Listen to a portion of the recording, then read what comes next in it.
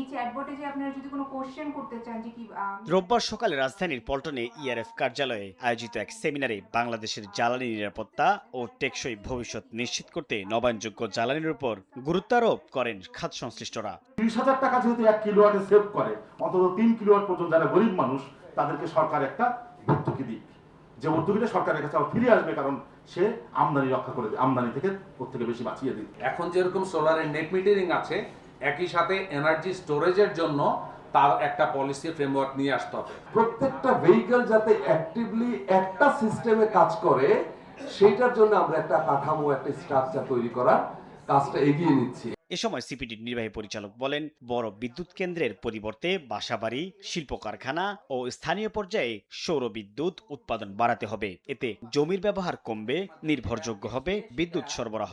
AKS অর্জন করলো Guinness world records. AKS বাসা বাড়িতে ইলেকট্রিক চুলার ব্যবহার বাড়ছে এবং আগামীতে এখানে ব্যাটারির ব্যবহার আরও বাড়বে। হাসপাতাল গুলোতেও আমরা দেখতে পাচ্ছি যে রুফটপ সোলার এবং ব্যাটারির ব্যবহার বাড়ছে।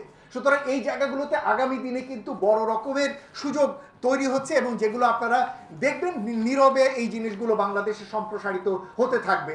অনুষ্ঠানে প্রধানমন্ত্রীর অর্থ পরিকল্পনা বিষয়ক উপদেষ্টা জানান, গ্যাসের সমস্যা সমাধানে আমদানির পেছনে না হেঁটে নবায়নযোগ্য জ্বালানি ব্যবহারের দিকে অগ্রসর হতে হবে।